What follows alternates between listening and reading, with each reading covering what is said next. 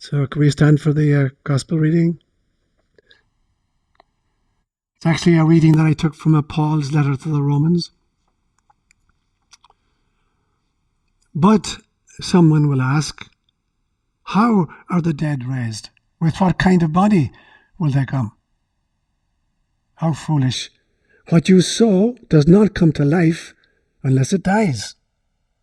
When you sow, you do not plant the body that will be, but just a seed, perhaps of wheat or of something else. But God gives it a body as He has determined. And to each kind of seed, He gives its own body. Not all flesh is the same. People have one kind of flesh, animals have another, birds another, and fish another. There are also heavenly bodies and there are earthly bodies. But the splendor of the heavenly bodies is one kind, and the splendor of the earthly bodies is another. The sun has one kind of splendor, the moon another, and the stars another. And stars differ from star to star in splendor. So will it be with the resurrection of the dead. The body that is sown is perishable. It is raised imperishable. It is sown in dishonor. It is raised in glory. It is sown in weakness. It is raised in power. It is sown as a natural body. It is raised as a spiritual body. Words inspired by God. My paternal grandmother, who raised me for the first 6 years of my life and whom I called Big Mammy, was an excellent cook. In fact, she was the chef at a big hotel in Cork for many years, a hotel called the Metropole Hotel. And her specialty really was baking. And for about 5 or 6 weeks, every year before Christmas, she'd bake 6 or 7 different great fruit cakes for her family and for friends of hers. And I'd watch fascinated, as she made these cakes. And she'd put raisins in it and cherries in it and sherry in it, and she'd mix it all together, and then she'd put it into these cooking tins, which were about a foot in diameter, round tins. And when it was baked, she'd take it out and she'd put about 2 inches of marzipan on top of it. And then she'd put icing on top of that, a layer of icing. And then she had this device, I'd never seen it since, and it was a kind of a bag with a silver or a tin nozzle. And you could put on different kinds of nozzles. And she'd put all the icing into this, and she'd squeeze the bag, and she'd put a perimeter on the cake, or write symbols on the cake. And she could use different kinds of nozzles for this, and she'd be squeezing it and writing and creating symbols. But the part that I want to mention today especially was, before she actually put the dough into the tin pan, she'd take a big lump of butter and she'd grease the entire perimeter inside of the pan and the base of it before she put the dough into it. And then she'd bake it. And when she took it out, once it cooled down, she'd be able to turn it upside down and the whole cake would just fall out as one piece. There were no parts stuck to the perimeter or stuck to the base of the cooking tin. And that became a metaphor for me of how to hold my belief systems or my cosmologies, to somehow be able to craft them and bake them and cook them in containers that didn't cause them to stick in places, that I could take it out, and I wasn't bound by the parameters or by the boundaries of the thing that I initially baked the cosmology in or the belief system in. That it becomes really, really important that we learn to outgrow our cosmologies and our belief systems at various stages of our lives. That we have to continue to make sure that there aren't artificial boundaries that constrain us, that there are pieces of our psyche that are stuck to old systems that are no longer serving us. And that's the theme I want to take for this morning. And I'm going to make 3 main points this morning. The first one I'm going to just call cancer. The second one I'll call death and reincarnation. And then the third one, evolution through crisis. So those are the 3 points I'll make this morning. So the first point, cancer. There's a fancy Greek word in biology which is called apoptosis. And Apoptosis actually means the death of the cells, because every cell in our body is actually programmed. It has a shelf life. And so all cells are meant to be replaced on a regular basis, but they can't be replaced unless the originals die off. So this is a very, very important part of biology, that cells are programmed to die. Every kind of cell has a shelf life. And so, for instance, our skin cells, they have a shelf life of about 4 weeks.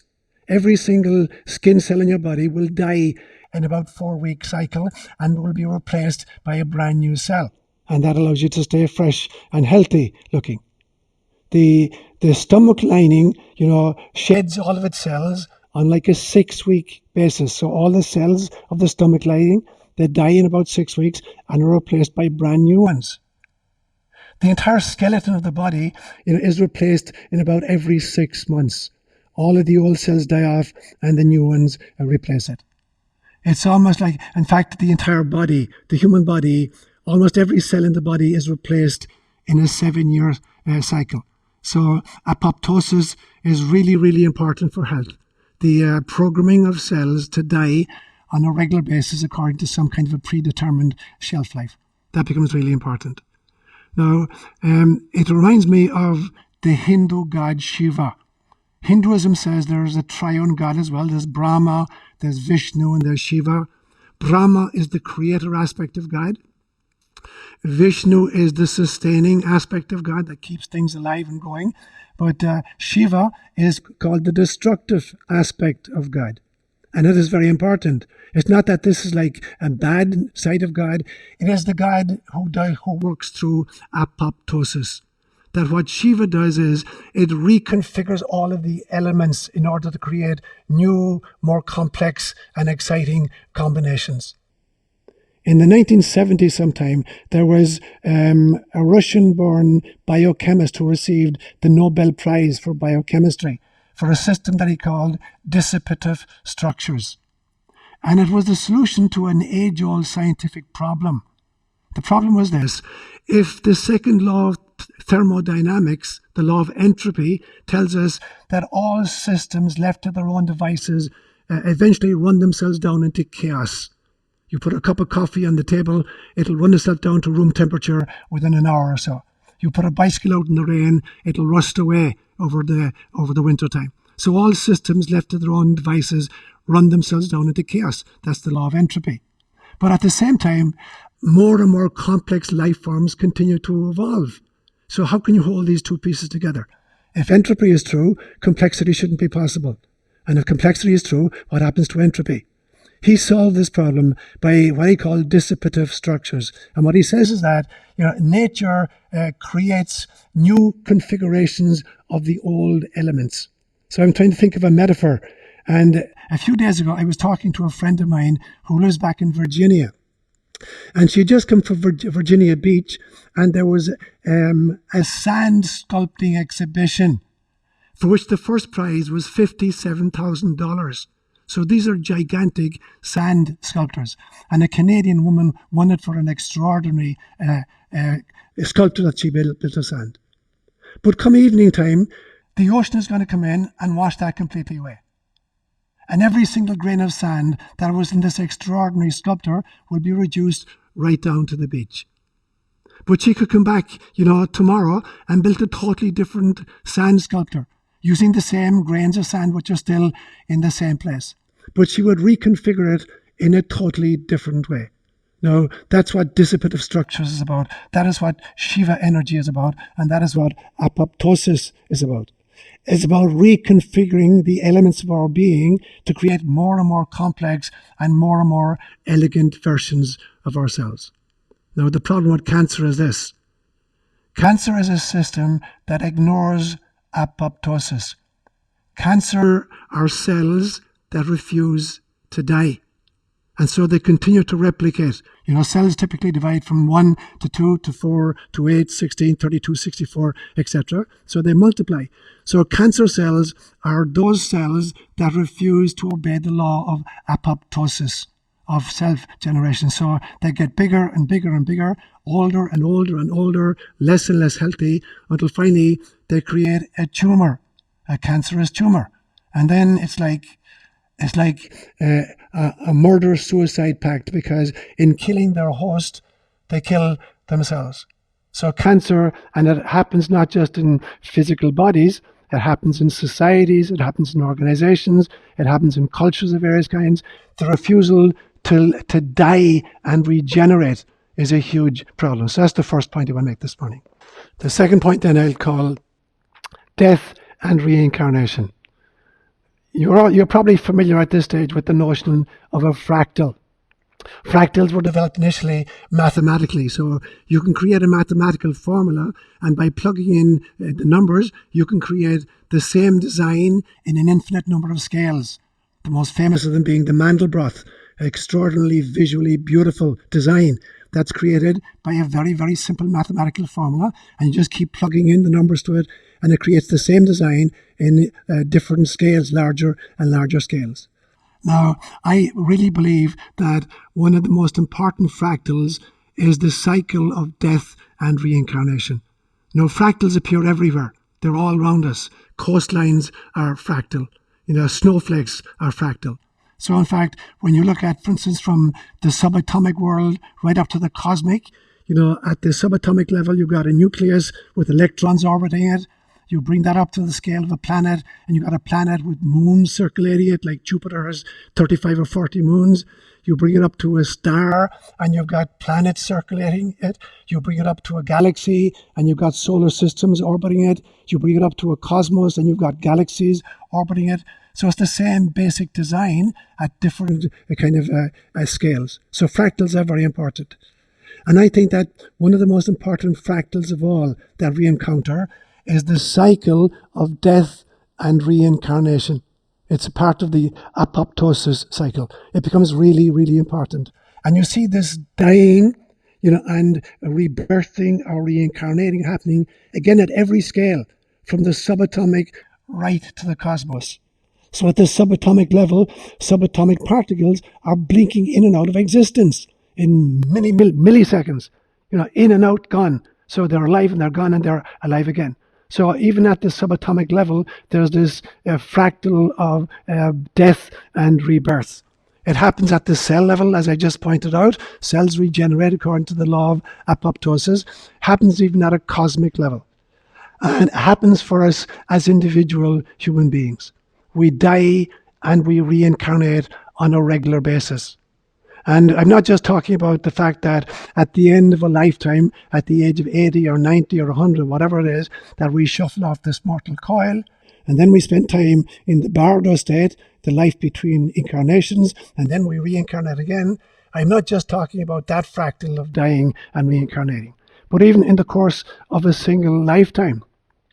Every time you wake up in the morning, you're putting on a new spacesuit.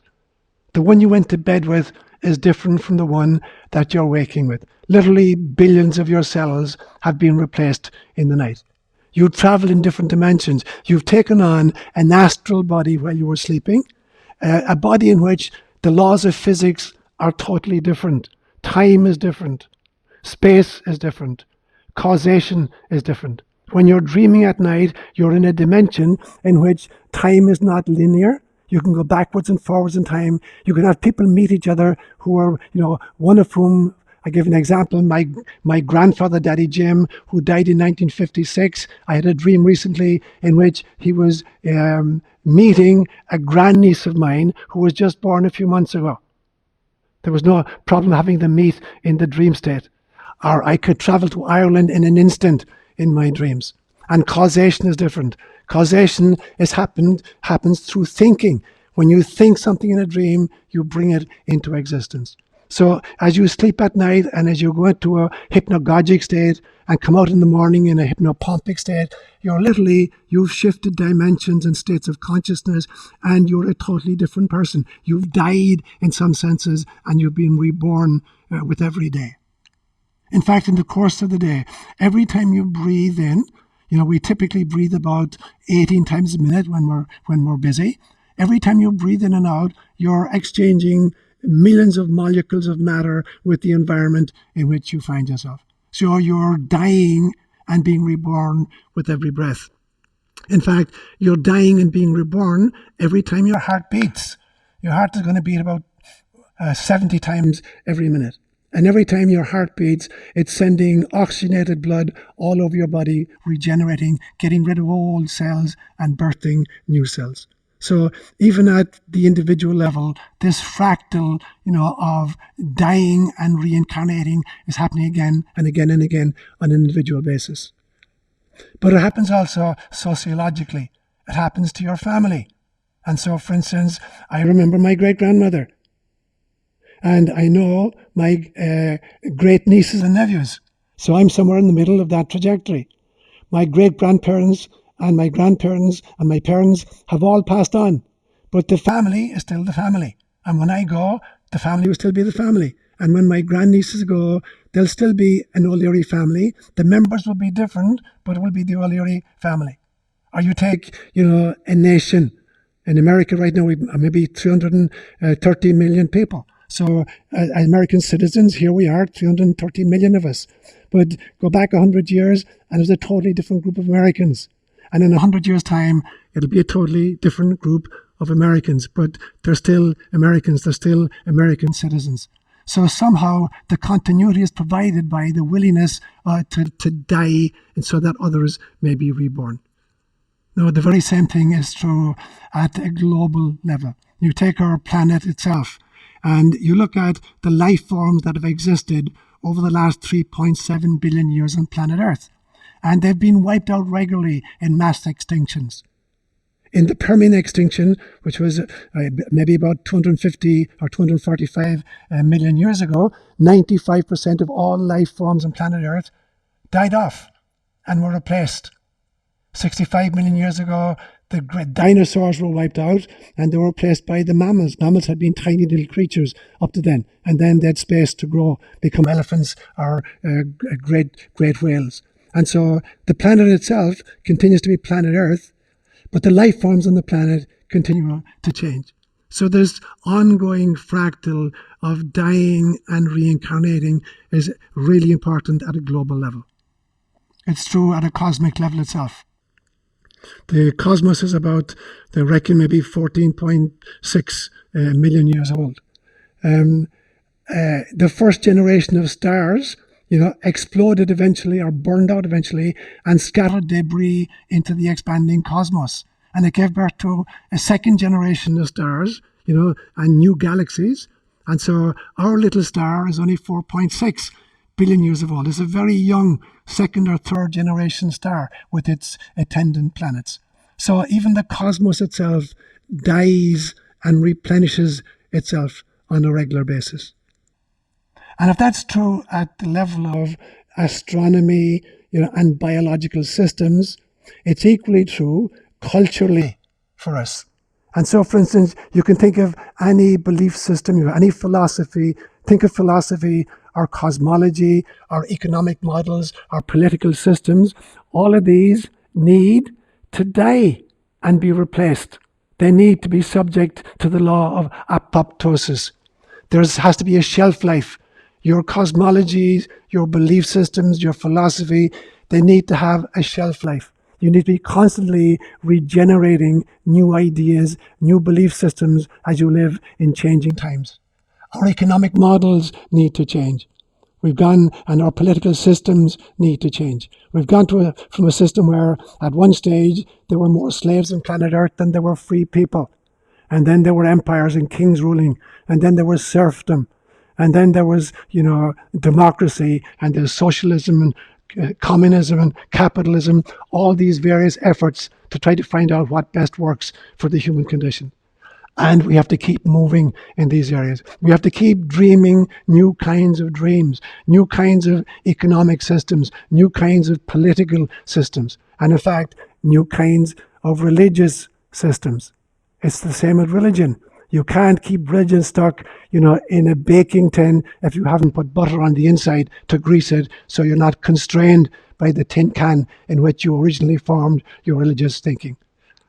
Judaism believes that God gifted them with Torah, But on the Friday night services every week, there's this little prayer that says, the children of Torah become its builders.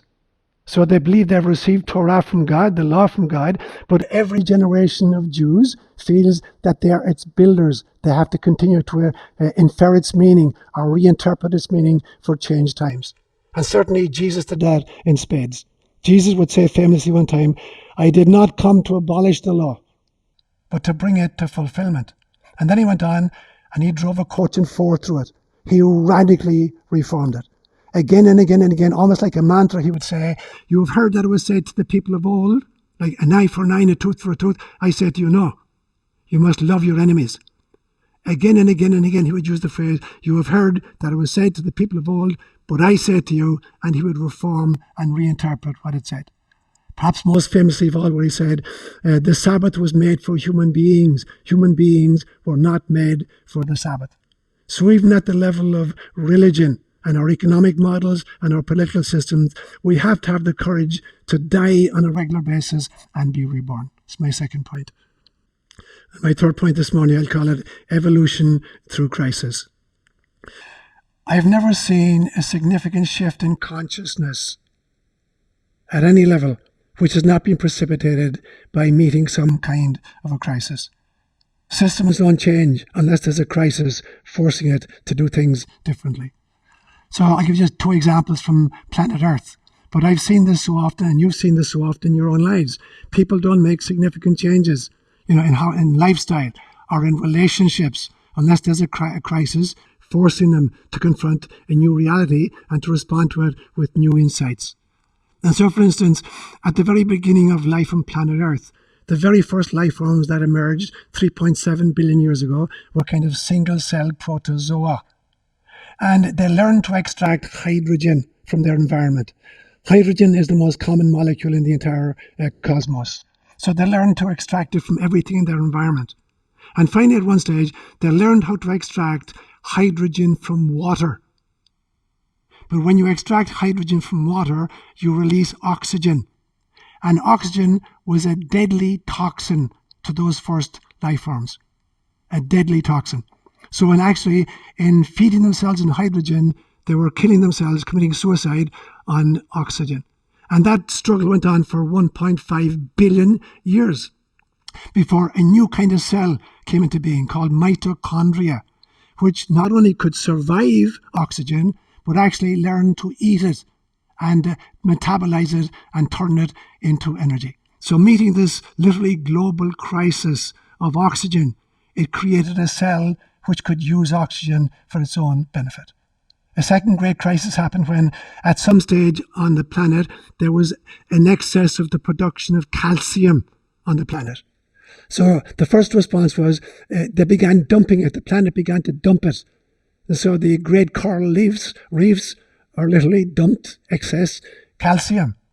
But then they had a second think after a few million years, and they decided to start using this. So they started creating homes for shellfish, started creating domiciles to themselves out of this excess calcium.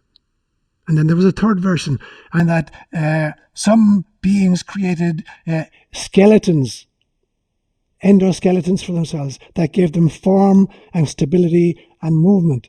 So the very interior of yourself is from the overproduction of calcium on the planet at one stage. So again and again and again, it's a crisis that forces some new extraordinary response to life. And the interesting thing is that I believe that every solution to a human problem must have the seeds of its own dissolution within it. Every solution we come up with has to have a shelf life. None of them are permanent. Every single solution, no matter how elegant it is, has to have the seeds of its own dissolution inside. Otherwise, what happens? Stagnation. If we reach a stage where there's a solution to a problem and it's so perfect that we never meet another crisis and never have to change, it means we're just stagnating. Evolution demands of us that every solution to every problem have the seeds of its own undoing, eventually to force us to keep moving. And I look at that now, our own times right now, and the turmoil that we experience in our country and in our world. And for some people, this is almost like it's indicative that we're in the end times, that the whole thing is falling to pieces and it's going to crash and burn. I see it very differently. I see it as the birth pangs, the labor pains of the next version of Homo sapiens sapiens, what I call Homo spiritualis. That's what we're facing at this stage. We're a mother in labor. We're not dying. We're not being destroyed. We're about to give birth to something new. But we have to believe that, and we have to work with the contractions in order to make that happen. I was listening to a podcast a few days ago, and somebody was asked this very same question, and he used a brilliant metaphor that I hadn't thought of before. He said, imagine a chick inside in an egg. And in the course of its being in the egg, it's pecking away at its environment and it's feeding itself. And it's getting bigger and bigger and bigger. And all of a sudden it comes to this realization, my God, I'm running out of food. There's almost nothing left. And it begins to despair. It feels, I'm going to die of starvation because there's no food left for me. So what does it do? It begins picking at the shell. And eventually it opens up the shell and it finds a vast universe such that it could not even have imagined. That is the times we're in right now. And that is the mindset that we need. We can be chicks that believe we're stuck without food in the prison of a shell, or we can start pecking at the shell and realize that we can liberate ourselves into a whole new universe of being. But we have to have that belief system, and we have to have that mindset as we look at the political situation in our country, or the economic section in our world, or any cultural phenomena whatsoever. We have to hold it with the same mindset as Jesus Christ. We were sent to be healers for the world. Every single one of us volunteered to be here now, knowing exactly that we were chicks in a shell with diminishing resources, to see would we have the courage to peck at the shell and break out of the prison. And it doesn't have to happen all at once. I'm sorry for mixing my metaphors so much, but imagine you're part of a basketball team, let's say the Warriors, and you look at their bench and there's, I don't know, maybe 10, 15 players on their bench, and they're rotating in and out during a game. You know, a guy comes in for 3 or 4 minutes and then he sits down for a bit, somebody else comes in. When you're the guy on the floor and you're rotated in, you don't have to win the game during the time that you're there. That's only a tiny part of the game. In order to win the game, you don't have to win every single stint as you rotate in. In fact, you don't even have to win every game in order to win the championship. You can lose a whole bunch of games and still win the championship. And that's the attitude that we need for our country, for our world, and for our times. Even if we lose some games or some portions of some games, we keep rotating in and out. Souls keep rotating in and out. We keep dying and being rebirthed and reincarnating until finally we realize that we're a championship team that's going to win through. In conclusion, then, what I would like to say is that whenever a soul commits to wanting to become enlightened, it feels to me that God looks into the eyes of that soul as if she's looking into a mirror, and she says, I will be who I will be. Whenever a soul achieves enlightenment, God looks into the eyes of that soul as if looking into a mirror and says, I am who I am. And when an entire species like Homo sapiens sapiens finally gets to the place where as a species we're enlightened, God looks into the soul of the species as in a mirror and says, just, I am. Not I will be, or I am who I am, I just am. There's only isness. And so for me, heaven involves the daily embrace of death and resurrection or reincarnation. Heaven is about the daily embrace of that fractal phenomenon. Hell is the opposite. Hell is the refusal to die. Hell is the refusal to die and be reincarnated, in the sense that we then become a cancerous tumor on the body of Christ. The willingness to die continually is the key to living eternally.